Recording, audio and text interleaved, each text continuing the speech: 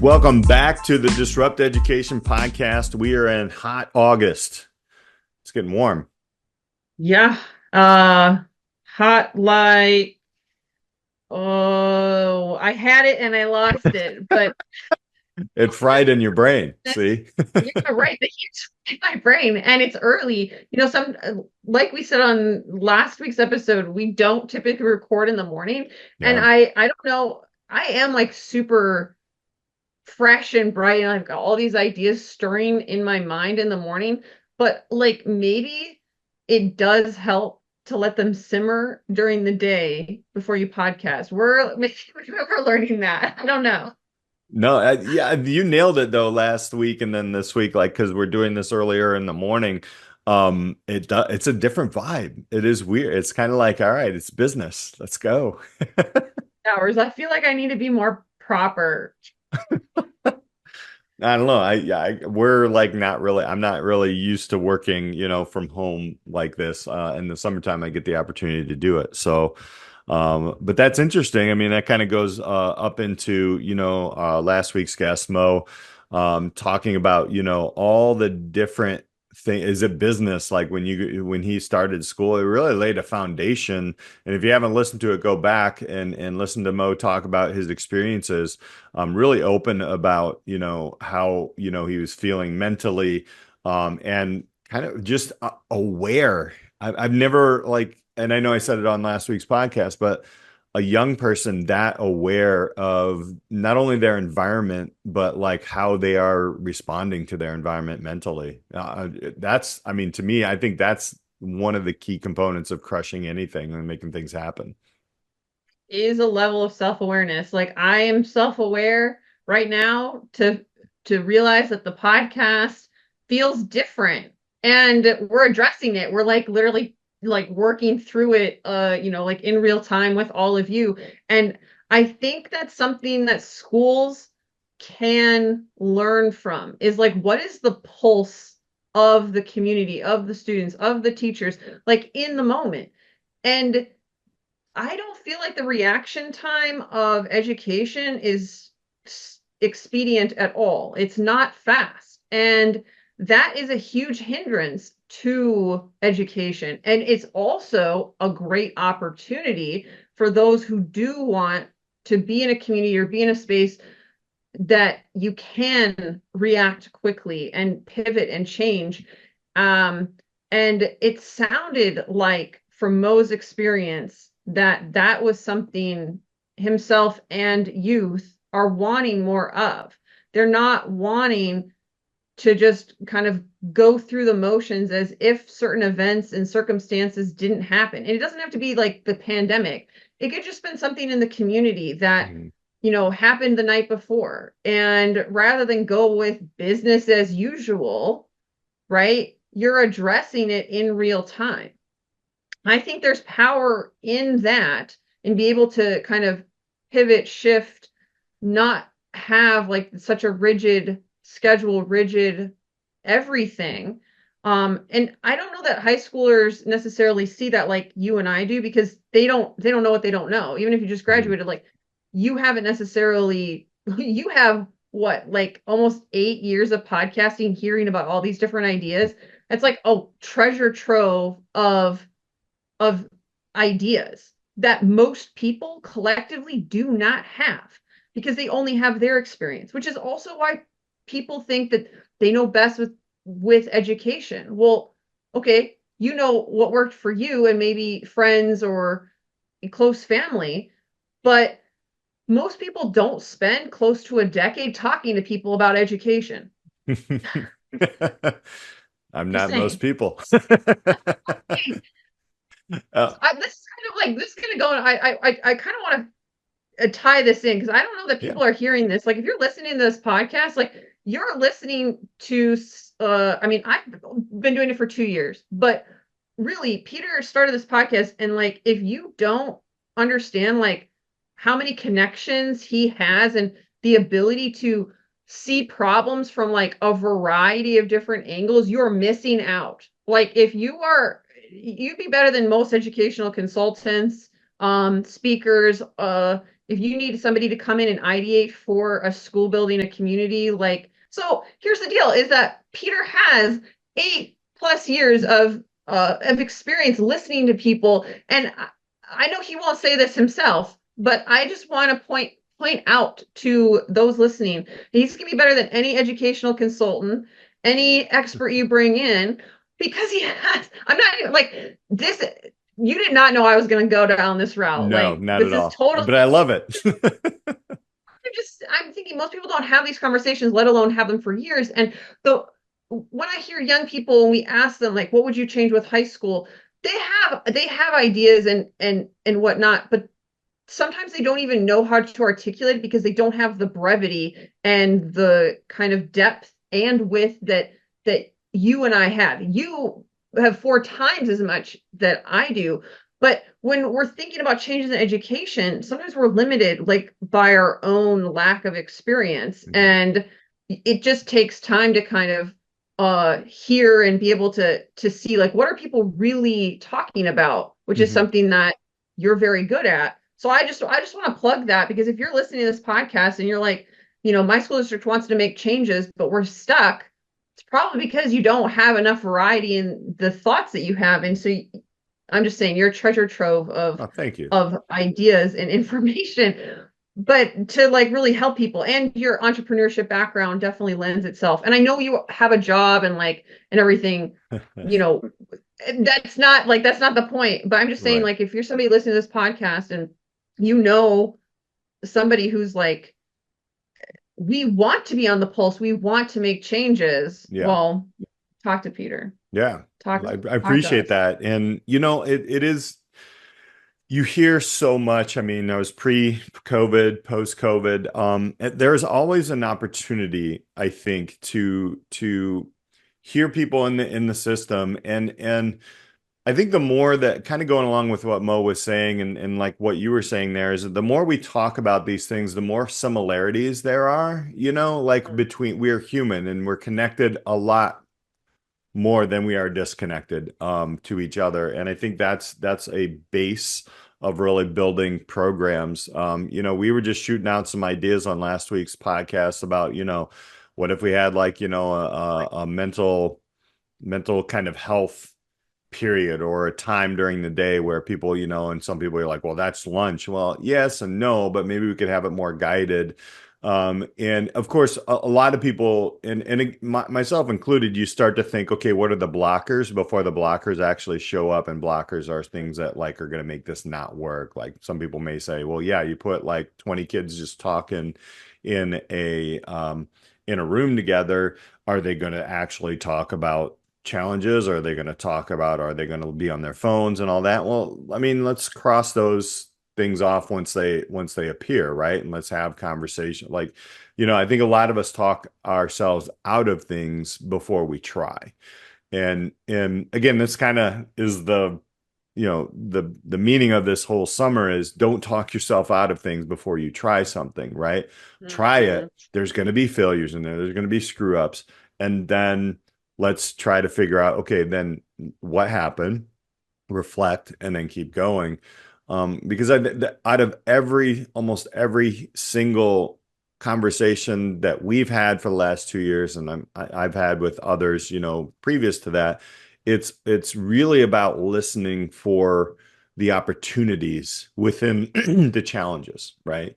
And Mhm. then I think a lot of people get stuck, and Mo is so, I love the fact that he's like, I know how to come up with the problems. I don't know, which he is like, he can see problems that like a lot of people can't see. In some of our conversations, it wasn't like, oh, this kid's doing this or that kid's doing that in class. He would be like, I see a challenge here. And then of course, then you put that out, and that's actually a plus.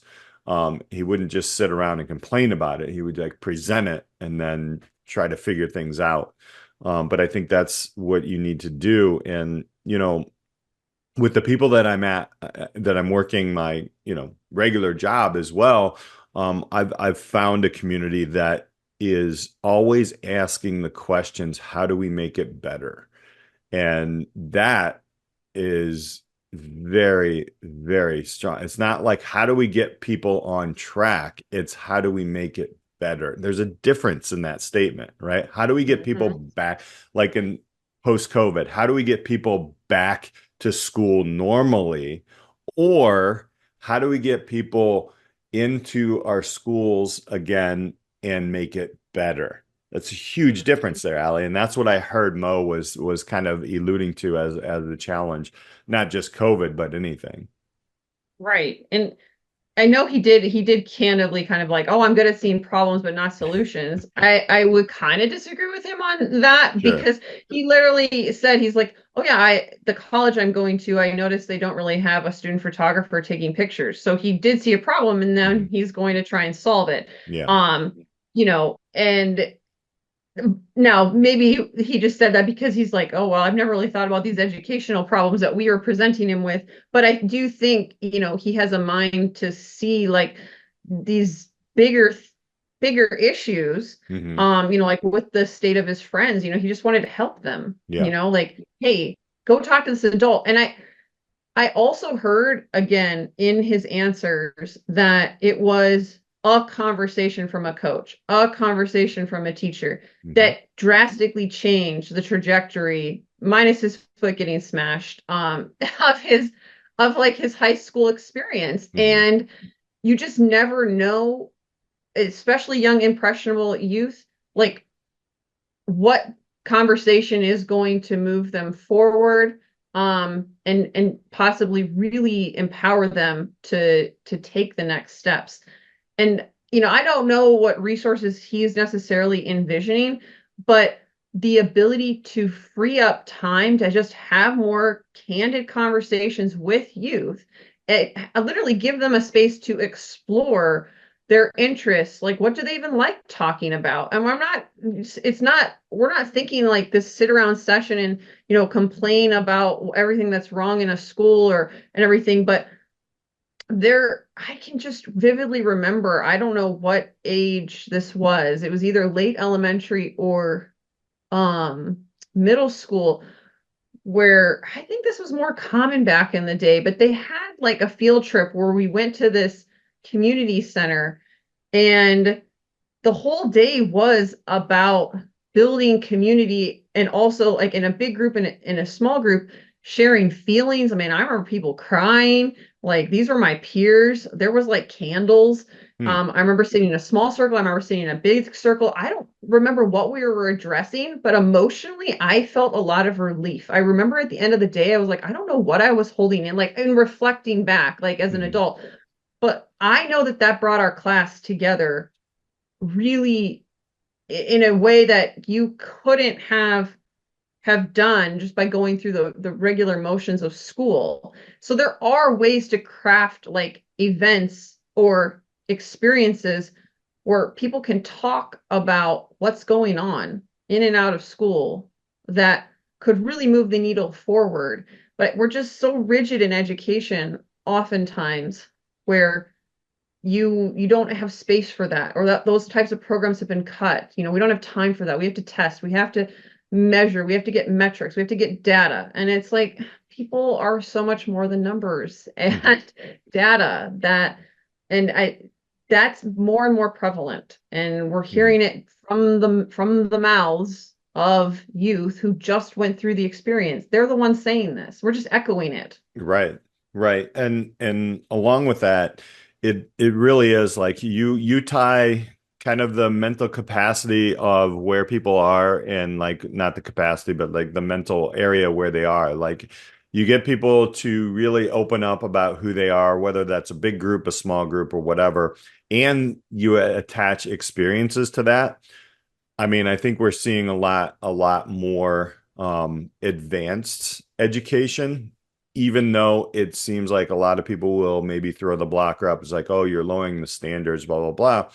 Well, I don't know. What if you had like um a psychology class, where you did this, right? You just got people in the groups, and you really started like digging into real problems, and then maybe like how would you improve the environment of this place, and you just you had a little bit of a sandbox. What if you took a month out of the year in class seat time, and it was, an area or time where you could go into an area where you would be like, for Mo, it'd be like graphic design, but then you'd be a part of a bigger project where you're creating. And it also goes back into what Sam said a couple weeks back, about challenging yourself, and also really exposure to things, right? And some of these things are happenstance. There's a lot of maturity that goes into these things. But I think going all the way back to what Mo was saying about his elementary school is that if the expectations are there, like our expectations are this, it's not like, and I think that's where a lot of schools are struggling, is the expectation was ACT or SAT score, GPAs, and getting you into a 4-year college, which that's a little fuzzy now, right? Like, I mean, is that the expectation for everybody? Is that the top expectation? And I don't have an answer for that. I know a lot of our listeners are going to have opinions on that. But how do we get to where the expectations are? Well, I think we meet the human at the human level, right? Like, I mean, Mhm. that's where we go rather than system. How do we make somebody the best that they can be as a quote unquote productive part of society? What does that mean? You see all these mission statements. I think we really need to not just realign mission statements, like restate them, but we really need to, think about that. And I really think it's individualistic, skill building, knowledge building, into where that student can show what they know. And I always go back into portfolio, but I really do believe like a portfolio of some way that is not just a score that somebody's giving you or a grade that somebody's giving you, because my look on somebody can definitely be skewed. Is having it's kind of a cooperative build, right? It's not just me being the authority in a classroom. It's you also. And there are a lot of places. I mean, I'm working in a school district now that are, when we do evaluations, especially for the internship program, it's both. Like it's the employer and it's also the student. And that brings out amazing conversations. There's communication that works there, but there's also communication that doesn't. And that's where maybe somebody on one side is going to give a quote unquote lower grade versus a higher grade because there's a miscommunication or they're not seeing it either way. That's the opportunity to grow in there, right? It's not the actual check mark or the grade. So I got a lot of that from Mo. Definitely. And the other interesting part that goes along with that, is uh Mo said at the end, he goes, I'm not going to spend the next 2 years finding myself. I don't now, is it possible that he could change his mind and be exposed to something else? Of course. Sure. But he's like, no, I feel pretty set in my plan. He figured it out in high school. Not everybody does, just like he stated. But uh, I know I was hoping he would say, like, I didn't need the 4 years of high school. Once I kind of knew that I wanted to go the graphic design route and like I could make, you know, do this photography thing, like really school should have then just been building his skills in that area. Now, Mhm. because if he wanted to pivot, right, he could acquire any quote unquote lacking skills that he didn't get, in whatever direction that he would pivot. And we have more of a buffet style, well, I don't even know if it's buffet, but it's a smorgasbord of like, you have to try everything. You have to do all of these requirements and hopefully you land and find something you're passionate about and we can check the box and you can go into the real world and get a job or go to college. And it's like the words that I'm trying to find are it's like we're seeing high school as this just meet these requirements and we hope you get something out of it. It's Mhm. not, I don't know if it's just not as directed or as it could be. And I mean, I taught a core subject, so I know the stakes are high in the core four for graduation requirements. So something's going to have to change there to realize like there are other ways to build skills than like memorizing the organizational structure of the periodic table or who died in what war and what was the like reasonings behind it or all of the grammar skills you learn in English class. And I'm a big advocate for math and numeracy and Hmm. arithmetic and like numbers, having some idea for numbers, but it's basically around the idea that you won't get scammed in life. Like it's not when I am tutoring someone in chemistry or in algebra, geometry, like math of any kind, I'm always trying to like scope it and like what is the bigger picture of this problem? Because it's not about like you understanding how to multiply exponentials. It's like if somebody were to, say something costs this much and you don't know how to give change or like have any idea how to do mental math, like you can just get scammed. I literally was at a Dairy Queen not that long ago and like the girl gave me wrong change, very wrong change. Hmm.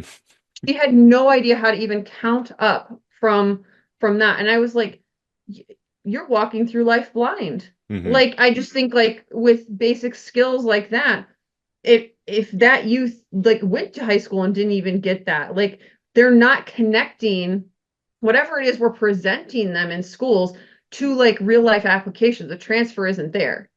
And so once you find something that you're like hooked onto, you will go and dive. Mo and Samantha are perfect examples of that. Hmm. They found something they're interested in, and so they're like applying it. Right. And school's much more meaningful that way. And what's it's like reversed. We're just like, here's some stuff you should know, but in no context. I mean, Hmm. teachers do the best job, but I'm just saying like relatively little context for people's lives, and then Right. expect them to apply it to all these situations that aren't necessarily relevant. Yeah, I think that's a difficult thing. I think about as well when you're jumping into these things and what I heard Samantha and Mo kind of talk about was I know myself, and that to me says I know my skill sets, right? And he does have a certain skill set, but I think if we start talking about education in the areas of skills,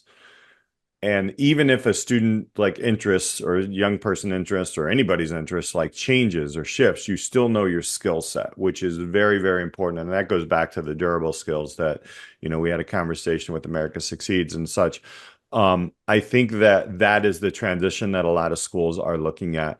Because when you were describing students coming from a school, like what are we preparing them for? And then you read the mission statements, there's a disconnect. There is a Mm. disconnect. Some of it is things that we can control, but there's a lot that we can't control, right? I mean, the state's saying you have to have X, Y, and Z. But I think a lot of schools are coming up with interesting ways to make chemistry relevant, to make algebra relevant. I think, it takes not only leadership, but really amazing teachers because when I taught, I mean, I get to teach business, so it's pretty easy to make that relevant to money and what kids want, especially in high school. However, you want to talk about chemistry and well, let's talk about like creating actually, going back to the dark room, right? And making photos, and then you have that conversation with Mo, like guess what? There's chemicals and there's reactions and there's light and there's all these different things. I'm totally like spilling how much lack of knowledge in chemistry I have right now. But yeah, that is, those are the things where you connect them to students. Just like you said, the algebra thing, with this young person like giving change back. And we were just talking about Dairy Queen in my family the other day. Now I'm hungry, but we should get like, promotion from Dairy Queen. Peanut butter parfait, by the way, love them. Um, Cookie dough blizzard. oh yeah, turn them upside down. All right, now we're making every one of our listeners hungry. But when, I was thinking like that math class, or there's maybe a theory or something like that in math that okay, Mo, think about this, right? You have 8 runners and they're running one event, and you've got to get a picture of each of them. How much time do you have? Like how much time do you have? Those types of things, especially if students have the experience of something. So there's a lot of opportunities in here. It's going to take a lot of work, but I do see there are schools, including the one that I'm a part of now, where it is becoming more prevalent, where it is now becoming more student centered. It is earlier on, yes, you're hitting the basics. I'm talking about high school. And then later on, you get to the more of a smorgasbord, if you will, of experiences that you can use. Um, I can't tell you how much I've used, like, this is why they teach you this in math. This is why they teach you this in science or history, especially what it has to do with business. And students always say, "Oh, I never thought of it that way." One of the things that we're doing, I'm going to give a plug here to, District 203, where I'm working now, is we're going to start helping build these skill set pieces into capstone classes of like health sciences, manufacturing, engineering, to where we can help educators and staff understand how to integrate these things into. So this is happening in public schools.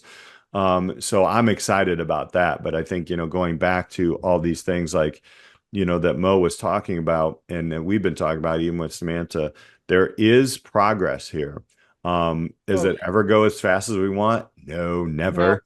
But it is moving to that area, and that makes me really excited to, continue to crush it. So, Absolutely. I think the fun part of this series has just gotten to be the range of what crushing it or being relentless looks like, whether you are just graduating high school, well into your career, you're middle of it. There's lots of different ways to be relentless and at every level. And for schools, you can crush it. You can be a little bit more flexible. You know, I always go back to the episode with our lawyer who was like, if there's red tape, it will go away if the right people are behind it. mhm. And just Yeah. saying that, like, there are ways to kind of be more agile and Mhm. work it in faster than you can probably imagine. It doesn't need to be complicated. I think that the bigger the system, the more layers it becomes complex, the more naysayers you have, or like people who want, ultimately their job is to keep kids safe and healthy, right? And so they Mhm. can see all these problems, and I get that. But we need to, I've said this before, it's been a while, but like we don't need to bubble wrap kids so much. Mhm. They do want to do things, and it does not need to be so complicated, right? Like um the stuff that like the mental health stuff, it's probably overly complicated because we're not addressing it enough. Mhm. And it doesn't have to be this big thing. Or maybe it does.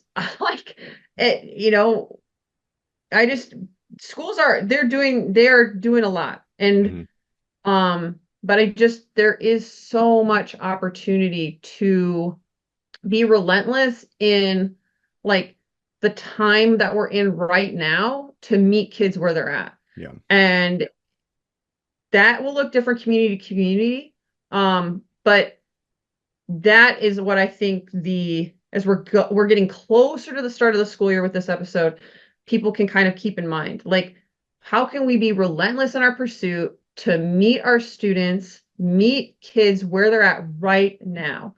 And that conversation that you have with the student, like they don't know what they don't know. So Mhm. like you could be really setting them up for a really successful year, life, whatever, by doing that. Like conversations is what change people. And so it's like less meetings where you're planning stuff for people and just like getting in and doing it. Build it into you, like, so I'm just talking specifically teacher, especially secondary. Build it into your daily routine. You don't have like teaching bell to bell, I'm sorry, is dead. Like, don't do that. Like, leave 10 minutes, leave 15 minutes to have conversations with your students. I have, I can't tell you in my experience how much more powerful that is than to like teaching bell to bell, just having these conversations, leaving time for different students in the class to, ask a few questions. And some will be a lot more open than others.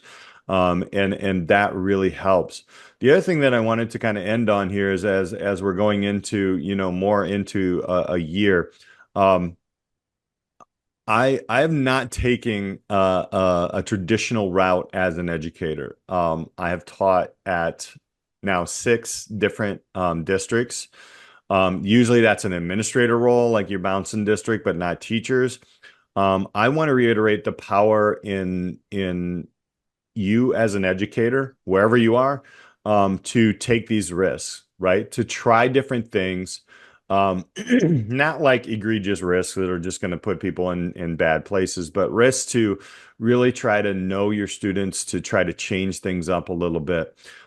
You will find your your tribe. You will find your crew. I know that right now I have. And it's in when you're in the middle of it, just like you said, if you're going to start anything, it's going to hurt. It's going to be tough. It's not going to be easy. There are no like easy skips through life. But if you want to create something and get with innovative people and you're not with them yet, you're going to have to start innovating within an uninnovative, I don't know if that's a word, district, and then start to build and then start to reach out. And that really get you into a place. And right now, I mean, I've found where I'm at, where I'm supposed to be at. I couldn't tell you like I know this is exactly where I'm supposed to be at because of the people and the conversations we're having, even in the summertime as we're working through some things. There's a lot of innovativeness, and if people aren't saying in your district, how can we make this better? Find a district that does. And it will, Hmm. competition is going to be out there. There's not a lot of us educators that are, that are coming back that are still in this game. And that's good. I mean, I don't think that's good, in general, but that's good for the people in it to really start innovative and now you can start to make things. And I'm not just talking about teachers, I'm talking about administrators, I'm talking about school leaders, school board members, everybody involved. We are at a great time to start this thing up and crush it. So there you go. I don't know what else. You have a final thought? I know I that mean, was I'm like throwing my final thoughts out there and then I'm I like, like yes. it. It's good. You're like preemptively like excited about final thoughts. Yeah. I I actually think it's somewhat ironic. Poor Mo got his foot crushed, like actually in high school, and Right. he's ending our crushing it series. So when we say crush it, we do not mean actually get crushed by a wheel cart. Um, just to like lighten it up. It is summertime and Mhm. everything, I think those stories and all that we've heard this summer about crushing it have just been incredible. If at any season you're like, oh, I need a mindset like reset. This summer series is, I would say, where we would recommend you go and start for the podcast. So if this is your first episode, go back to Robert Peppo's episode about 8 episodes Yep. back, maybe 10. I'm now thinking, did we do maybe 12? It's been a series, like, right? And this is going to jumpstart your desire to be relentless in your pursuit. And so if you're in a season where that is your mindset, because it might not have been this summer, Mhm. but it might be right now, and you're like, okay, I need to plug into something that is going to give me actionable items and something good to listen to that is going to get my mind right, because you have to believe it yourself first before you're going to put it out anywhere else. Yep. And so like if you're just in a space where you're like, I need to be listening to stuff that's going to push me mentally, this is the series to go to. And hey, maybe we even like this is a raw idea. You can decide to cut this if you want to, or just leave it in the podcast episode. Up to you, Peter. I'll let you decide. But maybe we turn this into like a little like cut out some of the best parts to give to the people, kind of a condensed version for them to kind of get their mind around what does it mean to be relentless? What does it mean to crush it? And Love give it it. to the people. If that's something that they want, we could maybe put that Yeah. together. Yeah. Let's have some fun with that. Let's like, chop it up. Let's make this thing happen, which I got plenty. We've got plenty of great stuff. So maybe I'll put like a highlight series together. That's a great idea. See, we're ideating right here on the podcast. I'm not cutting this. We're going to keep this. So, Now, and we want to hear from you. I'll put it on a poll. We'll see what you guys think. So, that's great stuff. So, well, hey, it's been a series. Again, we're gonna go. We usually go into people making some things happen, and still some more resources out there. We aren't done yet. I don't think so until like 2045. I think that's when this thing ends. But we signed anyway, our contracts too. yeah, contracted too. So we want to thank you all again. In again, if you have any ideas or any questions, you can connect with us. Look in the notes. Allie and I connections are all across the board down there in the notes. We will get back to you. There's a lot of you, so be patient. But yeah, we'll definitely have conversations. If you need some help, reach out. We're gonna be different places. Allie will be 20,000 feet in the air. I don't know, 10,000, maybe not 20. I don't know. And 15. Okay. I'll be at a few conferences this year coming up. There's a lot going on. So keep crushing it. For Allie Privet, I'm Peter Hostrasser. We'll talk to you next time on the Disrupt Education Podcast. Thank you so much for joining us on this week's episode of the Disrupt Education Podcast. Be sure to like and subscribe so you never miss an episode. Are you ready to disrupt the educational arena you're a part of? For more ways to get involved in the work we do here at Disrupt Education, check us out at disrupteducation.co or find us on LinkedIn at Peter Hostrasser or Allie Privet. Our mission here is to help facilitate and amplify changes in the educational system through local initiatives and help you scale them into community movements. Our building network of disruptors in education are working to move beyond scores and grades as the only measure for student learning. If your school district, college, campus, or organization is looking for facilitators of this work, reach out on our website or social media. And if you have any thoughts or feedback on this week's episode or any episode, we'd love to hear from you. Until next time, keep pushing the boundaries, taking risks, and most importantly, disrupting education.